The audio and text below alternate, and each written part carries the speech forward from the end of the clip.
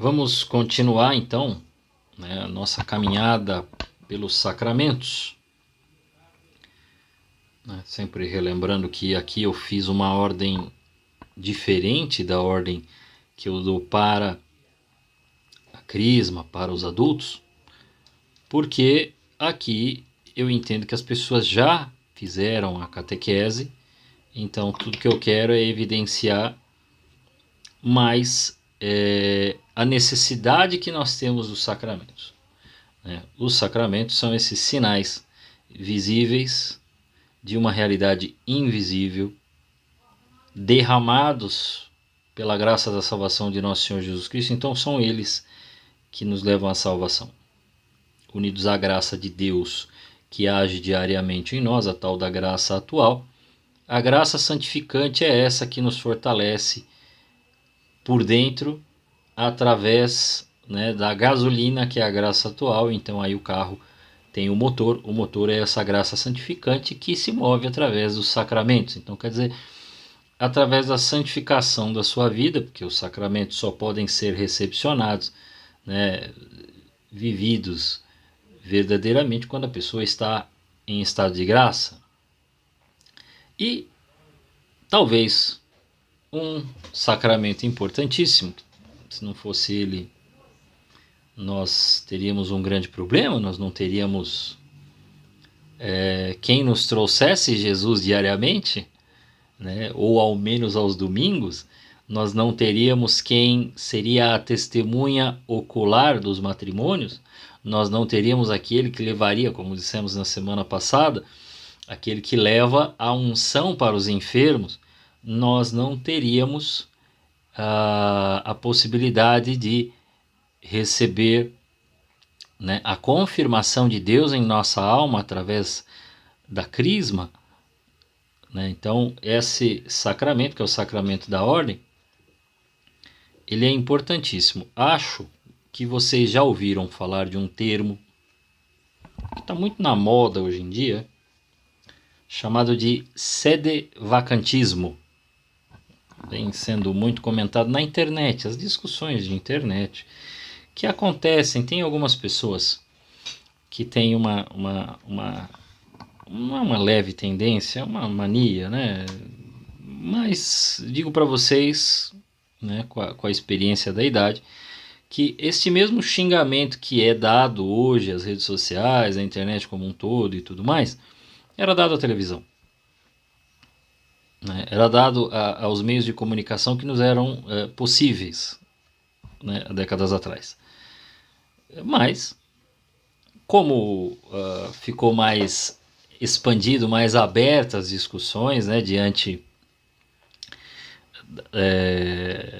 da possibilidade de pessoas como eu, né, que não é padre, não é nada assim, né, importante, poder falar e aí conseguir uma audiência, existe muita irritação de quem tem, né, uma posição às vezes mais superior, né, num nível de conhecimento, ou então num nível político, ou então num nível administrativo, e de se incomodar com as opiniões ou com as posições. De qualquer forma, realmente esse negócio de sedevacantismo é uma bobagem. O que ele defende? Ele defende o seguinte, de que a igreja chegou até um certo papa. Na maioria das vezes, o papa ao qual eles alegam ter sido o último teria sido Pio XII. E que depois disso teria havido uma deturpação daquilo que é doutrina da igreja, e claro que de modo sutil, né, começaram a fazer alterações que culminaram, né, tanto no rito de missa ao qual participamos hoje, porque não era esse rito, né, esse rito é de 1969, né, chamado Novo Ordo, né, que esse é o nome, tá? Missa Nova. E o que se tinha antes era o que tinha sido promulgado por São Pio V, que é comumente chamado de rito tridentino. Além disso, existe uma discussão tremenda sobre o Concílio Vaticano II. Muito pedem, em minha opinião, não aqui, em outros locais, E a minha opinião é muito simples. Eu não tenho gabarito para discutir. E ponto. Né? Não tenho como dizer para vocês, mesmo tendo lido os documentos do concílio, mesmo tendo lido coisas anteriores ao concílio, só acho uma bobagem tremenda quando pessoas dizem que nada vale depois do concílio ou só vale depois do concílio. Então são duas atitudes que aí eu me ancoro no Papa Bento XVI para dizer que eu não sou favorável nem à ruptura e nem a uma descontinuidade. Então aqueles que dizem assim, depois do concílio, numa nova igreja, só vale daqui para frente, então a gente pensa daqui para frente, uma igreja que queremos, isso é uma bobagem. E aquelas pessoas que dizem que depois do concílio nada presta, também bobagem. Mas aí existe um grupo de pessoas que defende de modo ainda mais radical que nem é válido os papas que aqui estiveram. Então, só que Pio XII já tem, assim, muitas e muitas décadas.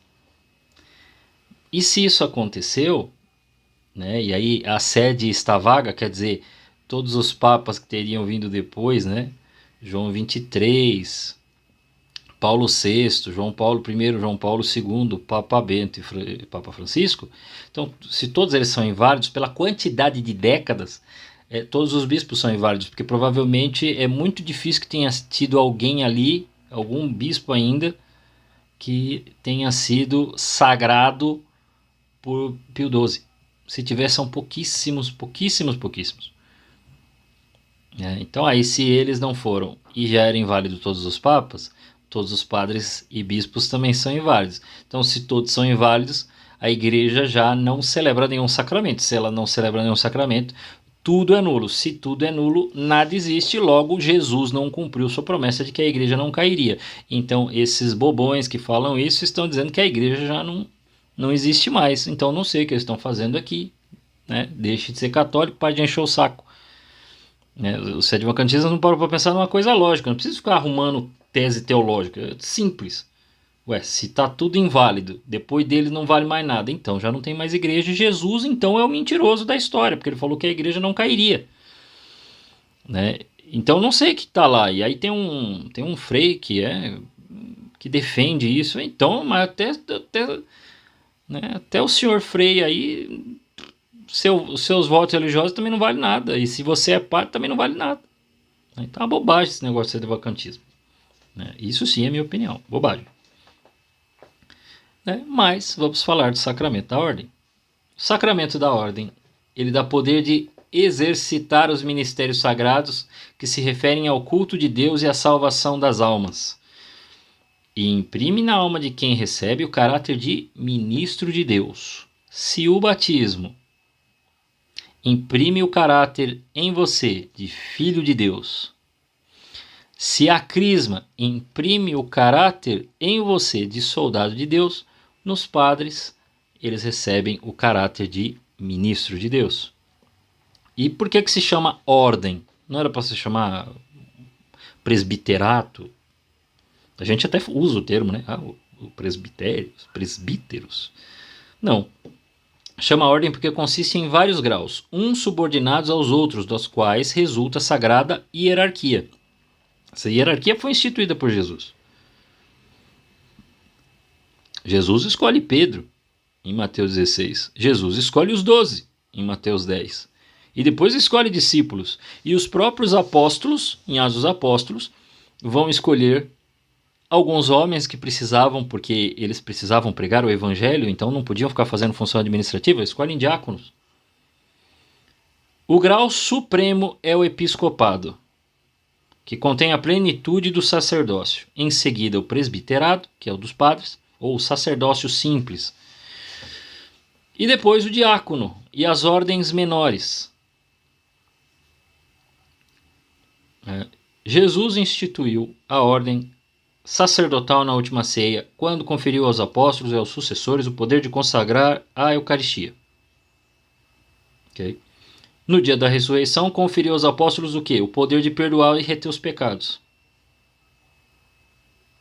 Constituindo assim os primeiros sacerdotes da nova lei em toda a plenitude de poder, que era aquilo que ele fazia. Né? O ministro do sacramento da ordem é o bispo. Então, a dignidade do sacerdócio cristão é muito grande, pelo duplo poder que lhe conferiu Jesus Cristo sobre o seu corpo real e sobre o seu corpo místico, que é a igreja, e pela divina missão confiada aos sacerdotes de conduzir todos os homens à vida eterna. Isso é importantíssimo. São João Maria Vianney diz que se você encontrar um padre e junto um anjo, é para cumprimentar o padre. Você fala, pô, mas um anjo é superior. É, só que um anjo não traz Jesus. O anjo não traz Jesus para a terra. Quem traz é o padre. Nesse ponto, o padre, de modo, espiritual, ele imita, nessa hora ele imita Maria, né? Porque Maria trouxe Jesus para o mundo. O sacerdócio católico é necessário na igreja, porque sem ele os fiéis estariam privados do santo sacrifício da missa. É o que eu falei, se não tem mais padre, se é tudo inválido, não tem mais Jesus aqui. Então não faz sentido nenhum esse negócio de ser divagante. E da maior parte dos sacramentos, não teríamos quem nos instruísse na fé, e ficaríamos como ovelhas sem pastor à mercê dos lobos. Quer dizer, qualquer um ia poder bater no peito e falar, eu vou interpretar a Sagrada Escritura, eu vou dizer como é que a gente tem que fazer. Ia montar um local e dizer o que as pessoas deveriam fazer. Só que isso, um ia falar de uma coisa, o outro ia falar de outro jeito, o outro ia falar de outro jeito, o outro ia cantar de um jeito, o outro ia cantar de outro jeito, e cada um ia fazer a sua forma se não existisse a Igreja Católica. E cada um, talvez, se não participasse, de uma denominação, ia ter que ser papa de si mesmo, bater no peito e dizer como é que as coisas deveriam ser. Nós não temos essa preocupação, está terceirizado esse problema. Você não precisa se preocupar com a interpretação está dada. Você não precisa se preocupar em reinventar a doutrina, a moral, porque ela já está aí. É por isso que a igreja fala para você fazer catequese. Tem gente que não entende. E quem mais tem dificuldade de entender são participantes da igreja. Falava essa semana, acho que eu até falei para minha irmã. Gente da igreja tem mais dificuldade, por uma razão muito simples, não é porque são maldosos, não, nada disso. É porque é uma coisa assim, a pessoa está participando de alguma pastoral, de algum movimento, de alguma coisa, ela está empolgada. Ela deduz que ela sabe. Só que você chega para a pessoa e faz a pergunta simples, né? Você consegue explicar sobre as imagens? A pessoa não consegue. E aí vem o problema principal, que é a grande reclamação dos não participantes da igreja, que é o quê? Essas pessoas participam da igreja, mas fazem às vezes coisas piores do que as pessoas que estão fora da igreja, porque elas acabam não tendo caráter, porque isso e porque aquilo. O ponto é o seguinte, minha gente, essas pessoas participam dos seus movimentos pastorais, associações e tutti quanti, como se estivesse participando de uma ONG. E a questão moral, elas induzem as crenças dela. Então, quando ela comete o pecado que está lá definido por alguns mandamentos, ela vai justificar, porque ela não sabe. Então, o parâmetro são as suas crenças interiores, não a doutrina. E aí a pessoa vai se perder. Mas ela acha que está... Não, porque eu estou aqui ajudando. A gente faz bem para as pessoas e tal. Só que acaba cometendo às vezes pecados absurdos. Só que ela justifica. Mas não justifica porque é uma pessoa má. Não faz fofoca porque é uma pessoa sem vergonha. Tem a sem vergonhice aí. Mas é justamente porque a pessoa não entende e não coloca isso em xeque. Não vê que isso é uma contradição. E certamente não vai apresentar na confissão, porque nem sabe que isso aí é um pecado. Isso é todo mundo? Claro que não. Eu estou dizendo que tem muitas pessoas, tem muita gente dentro da igreja bem orientada e que sabe também que mesmo quando a gente tem a noção moral das coisas, a gente peca. Por quê? Porque nossa vida muitas vezes são contraditórias as situações. Não que a gente queira, mas que a gente falha. Naturalmente a gente falha. né? Então, o sacerdócio católico, né, não bastasse, né, a guerra que contra ele move o inferno. Lembra quando eu contei no Creio o que eu chamo de drama bíblico? A luta da descendência da mulher contra a descendência da serpente. Se você não percebeu ainda, Apocalipse 12 está falando da igreja, né, representado pela mulher. A mulher a gente entende como Maria, mas lembre-se, era Maria com 12 estrelas, os apóstolos. É a mãe do menino que tem o cetro, nosso Senhor, está com o céu junto. Então, a igreja vai se fazendo assim. Então, ele há de durar até o fim dos séculos, porque Jesus prometeu que as potências do inferno não prevaleceriam jamais contra a sua igreja. Então, é nisso que a gente crê. Não prevalecerão. Então, essa ideia de sede vacante é uma burrice. Se você não viu na internet, não perdeu nada também. Estou contando para você uma novidade. Olha que legal. Você está vendo que tem gente bem atrapalhadinha aí nas redes sociais.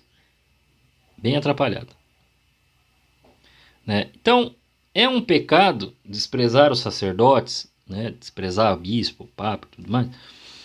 É um pecado gravíssimo, porque o desprezo e as injúrias que se dirigem contra os sacerdotes recaem sobre o próprio Jesus Cristo, que disse aos seus apóstolos: quem vos despreza, a mim despreza. Tem gente que confunde as coisas. Vou dar mais um exemplo aqui. Primeiro, só trazer mais uma explicação. Eu falei que o grau supremo é o episcopado, os bispos. Aí você poderia falar, mas o Papa não está acima dos bispos? Sim e não. Sim, porque ele é o Papa. Não no sentido da ordem, porque ele é um bispo. Ele é bispo de Roma. Mas, consequentemente, por estar na cátedra de Pedro, ele é bispo da igreja toda. Tá? Então aí ele se torna o chefe da igreja. Mas, eu acho que vocês sabem, nesse momento aqui que a gente está conversando, não o momento que está saindo no canal, o Papa está doente. E eu vou dizer palavras simples assim. Você pode ouvir um discurso do Papa ou uma opinião ou algo assim e você achar estranho, você discordar. Vai haver algum problema? Não. O que está havendo de problema em muitas pessoas às vezes é o desrespeito. Por mais que você possa concordar ou discordar, isso ninguém vai te proibir de nada, você precisa parar de achar que o Papa ele é uma pessoa pública igual o político. Porque diferente do Código Civil que lhe permite arrebentar com a honra de quem não trabalha corretamente, o Código Civil brasileiro ainda permite, apesar das autoridades acharem que não, mas porque eles acham que eles são divinos. Mas eles podem ser criticados, inclusive xingados e humilhados porque eles são incompetentes. E o Código Civil ainda permite isso. No caso da igreja, não é assim que funciona. Por quê? Porque quando você está tentando atingir a pessoa, o que você está atingindo é apenas toda a honra da pessoa, e destruindo a honra do Papa é você sempre ir para cima da questão espiritual. Então não faça isso. Você discordou? Olha, eu já teve coisa que eu achei esquisito. Não foi só, foi do Papa Francisco? Não. Eu achei estranho. Falei, mas por que falou isso? Aí vai ver, às vezes nem às vezes é a imprensa que tá falando. Aí quando você vê o discurso todo é outra coisa. Às vezes realmente você acha confuso. Já achei confuso o discurso. Mas o problema é a forma como as pessoas vão. Aí a ponto do homem estar doente, e aí você vê uns comentários meio esquisitos assim, de pessoas que não têm o mínimo de caridade. Ontem o evangelho falava de amar os inimigos. O Papa não é seu inimigo. Você pode ter discordância, você pode não concordar, o problema é teu. Mas a princípio, primeiro deveria haver uma certa obediência. Segundo, ele não é seu inimigo. Então, se ele não é seu inimigo se ele é vamos dizer, o pai maior aqui, o representante maior do nosso Senhor Jesus Cristo na terra, acho que valia rezar por ele, né? Ele estando doente, acho que era importante rezar pelo Papa. Mas a pessoa, né, alega, por razões, né, que podem ser justas, ele pode achar que é justo, alega não ser necessário e que, né, e faz certos comentários às vezes bem danosos. Então, cuidado, né? Como disse Jesus, quem a vós despreza, a mim despreza. Então, caridade, tenham caridade. Né? Se é necessário ter caridade até pelos inimigos, quanto mais pelo Papa, que não é seu inimigo. Né? Qual deve ser o fim de quem abraça o Estado eclesiástico? O fim de quem abraça o Estado eclesiástico deve ser unicamente a glória de Deus e a salvação das almas. Isso aqui é a finalidade do padre. O padre não tem outra coisa para pensar. O padre tem que pensar nisso aqui. Glória de Deus e salvação das almas. Ah, mas o padre vai estar pensando na reforma. Então, quando ele faz a reforma, ele tem que pensar na reforma para a salvação das almas. Reforma da igreja, né? Vai fazer a reforma. Então, essa reforma tem que ser com esta finalidade. Não, vai fazer a quermesse. Então, a quermesse precisa ter como finalidade a salvação das almas, né, e a glória de Deus. Se vai fazer alguma coisa na igreja que não tem essa finalidade, não deve ser feito. Não tem por que fazer. O padre, o bispo, o papa tem que trabalhar pela salvação das almas e pela glória de Deus, sempre. Então, tudo que faz tem que ser. O que é necessário para entrar no estado eclesiástico? É necessário ter, antes de tudo, a vocação divina. E aí, o que o cristão tem que fazer se Deus o chama para o estado eclesiástico? Pedir fervorosamente a nosso Senhor que lhe manifeste qual é a sua vontade. Tomar conselho com o próprio bispo ou com o diretor sábio e prudente. Examinar com diligência se tem aptidão necessária para os estudos, para os ministérios e para as obrigações desse estado. Então, quem entra no seminário ou quem faz o encontro vocacional vai passar por este processo. Então, ele faz esse discernimento enquanto ele está fazendo o encontro vocacional. Por exemplo, aqui na Diocese de Osasco, costuma durar mais ou menos um ano, alguns meses, né, com encontros mensais, podendo haver em um desses meses um retiro, e eles vão tratar da pessoa do Jesus sacerdote e, consequentemente, né, aquilo que a pessoa precisa pensar para entrar no seminário, além de conhecer as atividades que os seminaristas, a começar aqui em Osasco, né, na Diocese de Osasco, o processo, eles têm o primeiro ano, que são chamados propedeutas, é um ano de adaptação, é um ano onde eles conhecem como as coisas funcionam, eles ficam todos em Ibaté, né? E lá eles fazem estudos, tem alguns cursos que eles fazem, até alguns cursos de línguas, não necessariamente porque as pessoas já pensam que eles fazem latim. Aprendem latim na faculdade, mas hoje em dia não existe uma obrigatoriedade do latim, né? É sempre bom que os padres saibam mesmo, inclusive, se não o latim a falar, o latim litúrgico, mas ele não tem obrigação mais no seminário. Ele tem em alguns seminários, ainda tem, mas, por exemplo, os diocesanos, desconheço que tenha. Pode ter em alguma outra diocese, não daqui do Brasil, presumo que não.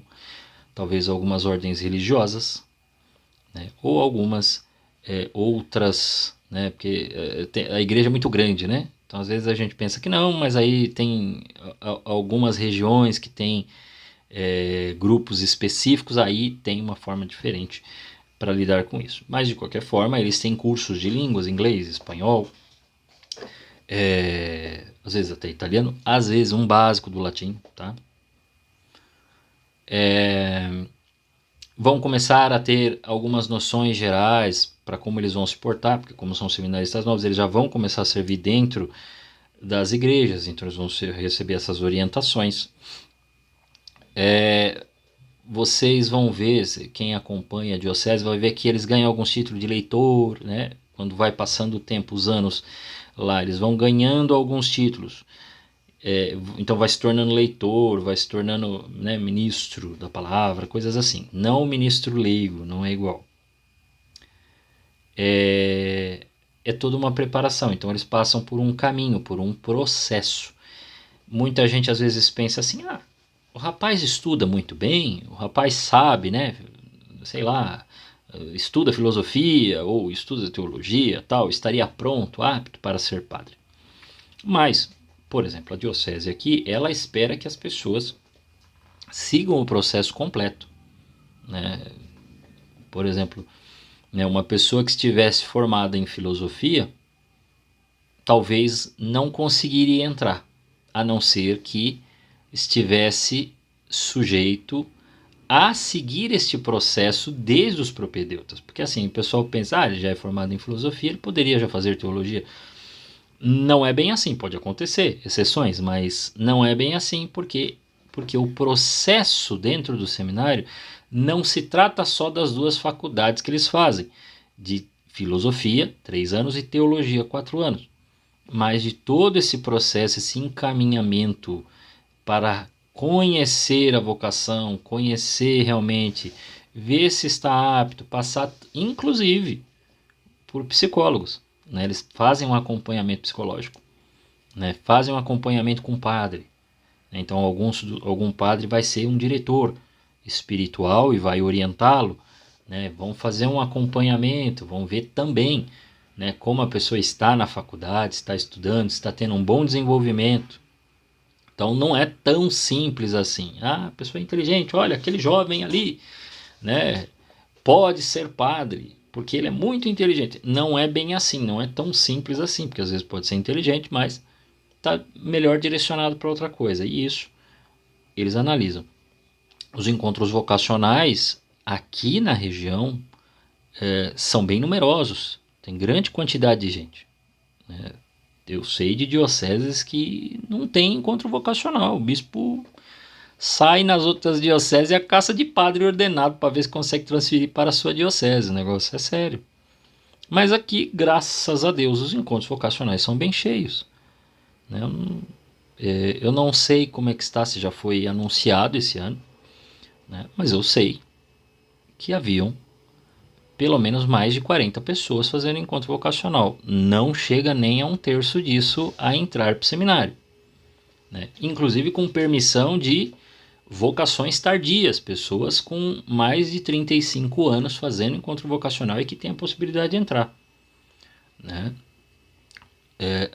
Fazem esse encontro e chega no final do ano, são avaliados por uma comissão de padres que cuidam, né, tanto dos propedeutas, quanto dos filósofos, quanto dos teólogos e depois os diáconos, né, porque depois da filosofia eles passam por um tempo de preparação, depois recebem o diaconato e depois são ordenados. Então é um pouquinho mais de 8 anos. E aí pode acontecer de, em alguns casos, eles decidirem e já falar se vai entrar ou não. Outros, haver tantas dúvidas, né, de não saber, né, e aí vai entrar, não vai entrar, de passar para o bispo decidir. E o bispo falar sim ou não. E falar que não vai entrar, entendeu? Então pode acontecer do bispo mesmo chegar e falar que não vai entrar. Faz parte, né? Mas algumas pessoas às vezes pensam assim, a pessoa é inteligente, vai entrar. Não, não é assim que funciona. Né? Fosse assim, conheço, sei de padre muito famoso, não é da diocese, tá? Padre muito famoso, que foi ordenado, mas saiu do curso de teologia devendo nota. E ficou muito conhecido aí na praça por conta, né? Se tornou conhecido na mídia, ia na TV direto, mas saiu da faculdade devendo nota aí, tava tendo que entregar trabalho depois da facu. Então acontece isso também, né?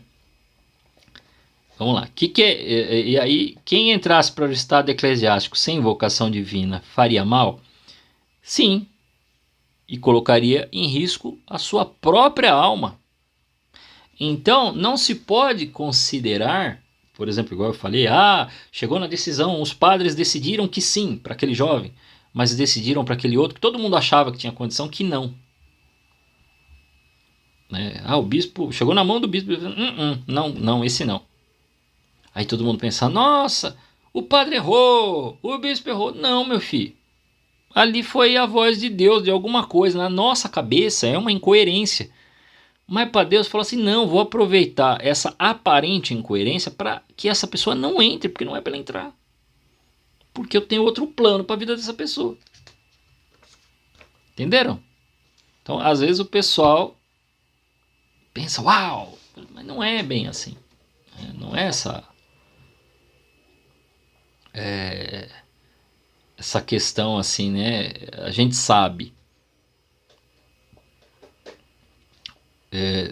Na década de 2000, ficou muito conhecido, e de vez em quando, né, a Canção Nova divulga ele, e se fala muito e ele aparece às vezes no YouTube, cortes e tudo mais. Um padre chamado Padre Léo. E é Léo mesmo, tá? O nome dele é Léo. Ele não chama Leandro, não chama Leonardo, Leôncio, nada disso. Ele chama Léo, L-E-O. E isso eu sei porque eu conheci o Padre Léo e bati um papo com ele. Isso em 2000, eu acho. Acho que foi em 2000. E ele, né, porque chega o meu amigo Rodrigo e fala, padre, ele também é Léo. Aí ele olhou pra minha cara. Falei, Léo. É Léo do Paraguai, né? Aí eu, como assim Léo do Paraguai? Que negócio é esse? Ele, não, é porque eu chamo Léo. Aí eu, neste caso eu sou do Paraguai. O pessoal tem o costume, né? O Léo tal, então. Mas ele é Léo de verdade. Foi, né?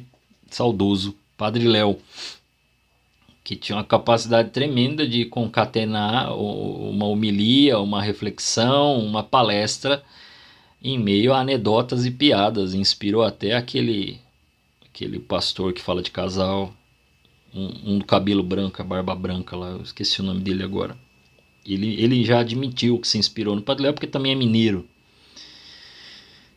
E aí, Cláudio, pastor Cláudio, ele mesmo tem uma entrevista dele, ele admitiu que se inspirou e via muitas palestras do Padre Léo e aproveitou que também, como o Padre Léo era mineiro, ele falou, poxa, né, dá pra ter o mesmo estilo. E às vezes ele falando dá impressão, né, a voz é muito parecida. Você começa a ouvir sobre a história do Padre Léo, não havia condição nenhuma desse homem entrar, dele se tornar padre. Ele entrou num seminário religioso, era um cara relaxadão, cabelo longo, parecia um hippie dentro do seminário, zoeira, tirava sarro de todo mundo, né? Parecia que não queria nada com nada. O cara vira um fenômeno. Um fenômeno por quê? Não porque ele queria a mídia, mas porque num dado momento, se ele fala numa entrevista ao Jô Soares, que também já é saudoso, e aí eu vou vendo porque estou com a barba branca,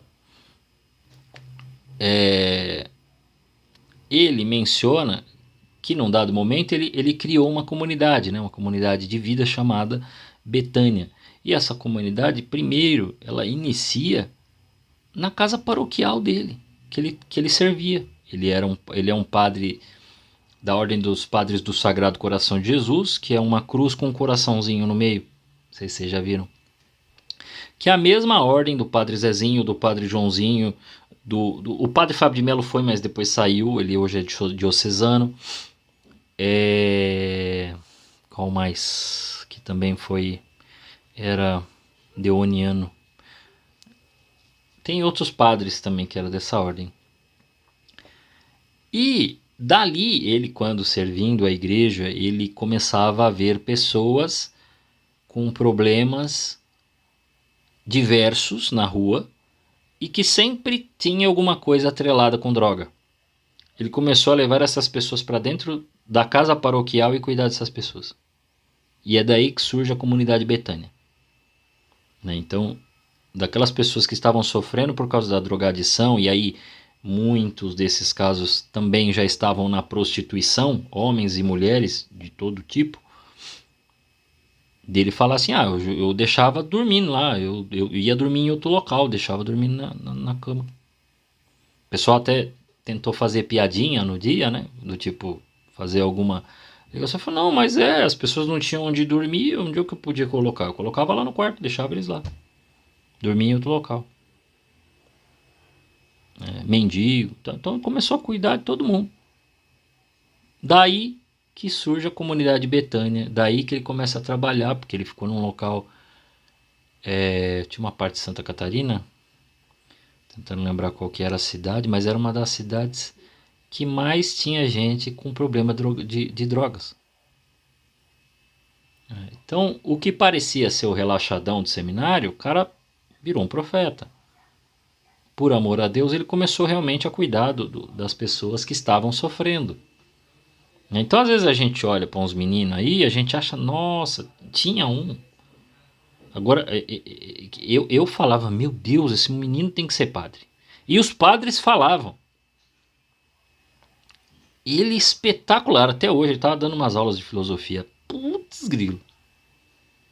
Eu não posso falar o nome dele aqui, mas eu tive que tirar, até porque ele era seminarista. Eu entrevistei ele, eu tive que tirar o vídeo dele do canal, porque ele não é mais seminarista. E era a vida do seminarista. Como é que é a vida de um seminarista? Batia um papo com alguns e eles saíram. Eu falei, deixa eu tirar aqui, né? Mas o menino era fenomenal, espetacular. Todo mundo queria, tanto queria que alguns padres queriam ele lá na paróquia. De repente saiu. Né? Então a gente pensa que vai ser o melhor. Aí aquele outro lá que ninguém dá atenção entra, vira um padre espetacular. Né? Todo mundo bota fé nesse aqui. Mas os desejos humanos não são os desejos de Deus. Isaías 55, Deus fala isso, né? Os seus pensamentos não são os meus pensamentos. Não é a mesma coisa. Vocês pensam, mas o que vocês estão pensando não é o que eu estou pensando. Pronto. Então as nossas expectativas, às vezes, elas se frustram por conta disso, né? Então a gente precisa levar com bom humor isso. Né? Aqui ele fala no final para os pais não ficarem querendo induzir os filhos, né, abraçar o estado eclesiástico sem vocação, porque aí eles também cometem culpa gravíssima, porque roubam o direito que Deus reservou para si de escolher os seus ministros. Então não se força a barra com jovem, com criança, não se força a barra, né? E porque põe os filhos em risco de condenação eterna. Então não leve isso como brincadeira, tá? Então, sim, se a criança, jovem, adulto, ele já adulto, ele tá pensando, bom, vai conhecer se é isso mesmo, né? Mas não empurre, assim como também, igual para profissão, né? Hoje diminuiu, mas antes tinha aquele negócio, meu filho tem que ser tal coisa, né? Não tinha isso, meu filho tem que ser advogado, tem que ser jogador de futebol, porque se ele não for, tá errado. Aí depois vai descobrindo que não, que a pessoa não vai, isso é vontade sua, não é vontade dele, né? E precisa ser assim. Os fiéis devem, então, deixar aos seus filhos e subordinados a plena liberdade de seguir a vocação divina. Consequentemente, é lógico que aí num grau inferior, mas também importante, auxiliar para e contribuir para que ele possa, se estiver como um leigo, contribuir no seu estado de vida correto, né, para que na profissão ele possa servir a Deus da melhor maneira possível.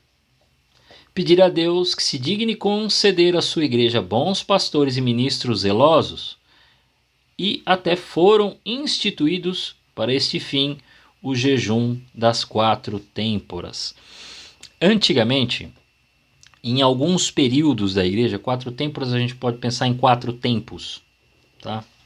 Então se faziam jejuns específicos, né? Isso diminuiu bastante. Eu tenho um vídeo no canal que eu explico detalhadamente o que é o jejum das 4 têmporas. Então lá está explicadinho. Isto era um costume, esse costume meio que deu uma caída, mas eu vi que foi um vídeo que me surpreendeu, porque eu não tenho ainda uma média alta de vídeos, né? Assim, do vídeo bater uma quantidade muito grande, mas foi um vídeo que quando foi lançado teve uma quantidade muito grande de gente assistindo. Talvez é o vídeo mais assistido dos vídeos sobre sacramentos. Eu achava que seria o de Crisma, porque quando você vai nas pesquisas de o que o católico procura, todo mundo quer saber o que é sacramento da Crisma. É incrível. Mas o jejum das 4 têmporas foi o vídeo mais assistido. Então vejam lá, tá? E ter um respeito singular por todos aqueles que, por meio das ordens, são consagrados ao serviço de Deus. Isso se refere a diácono, padre e bispo. E, logicamente, dentre os bispos existe um título que os bispos recebem que se chama cardeal. Apenas os cardeais podem votar ou serem votados para ser papa, e o papa, né? Que é o... Mas aí é um cargo,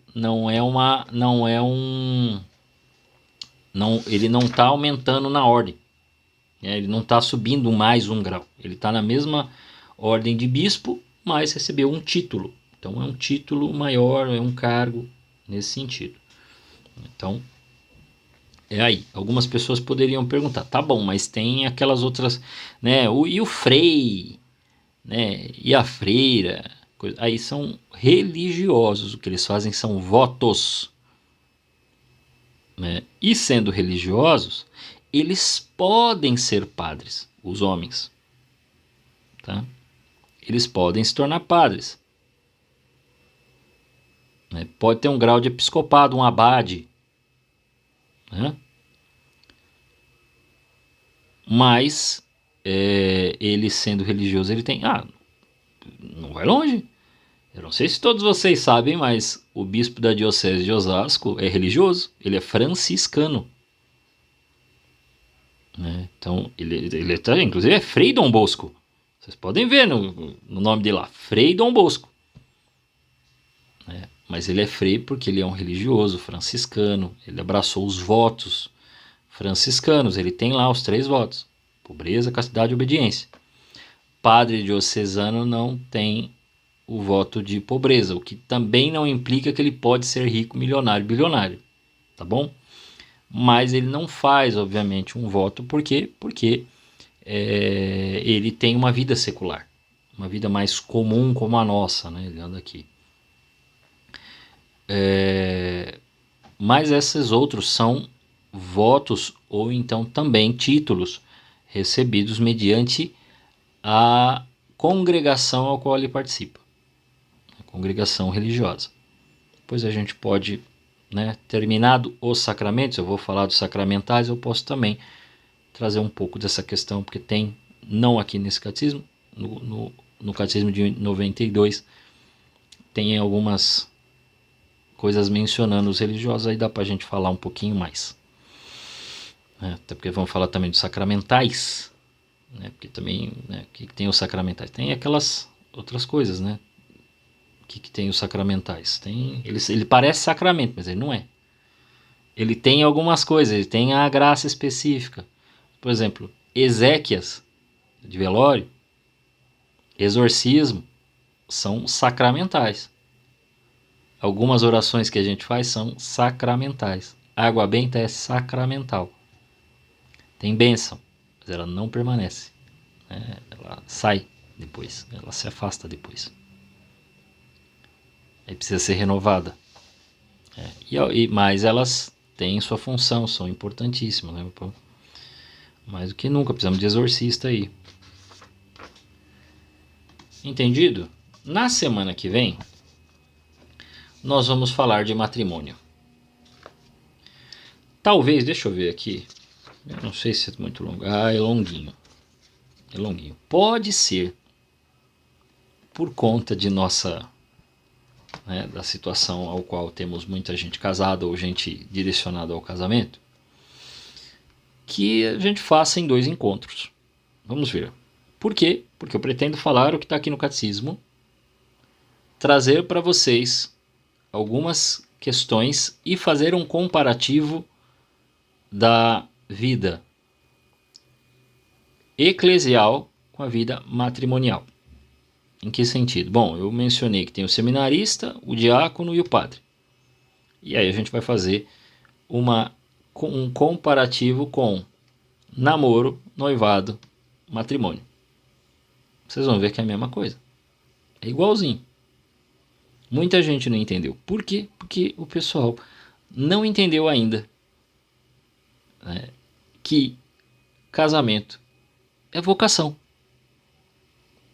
é missão e tem uma finalidade também, né, de levar aquelas pessoas ao qual você, pai de família, mãe de família, é responsável, a levar as pessoas que estão com você para o céu e que a glória de Deus se manifeste na sua casa. Pronto, é isso. Né? Então nós vamos falar disso daí no próximo encontro. Nós vamos falar de matrimônio, fazer essa ligação, começar a tratar as primeiras questões, né? Qual é a matéria, a forma. Ah, eu falei, né? Nós vimos aí quem é o ministro, mas no padre a matéria é o óleo também, tá? Que é colocado sobre a mão do sacerdote, além da imposição de mãos do bispo e a oração que o bispo faz sobre a cabeça de cada um dos sacerdotes. Então aí que se configura, né, a matéria e a forma, tá? Então é um óleo também. Bom, era isso que eu tinha para dizer hoje. E semana que vem a gente continua. Oremos.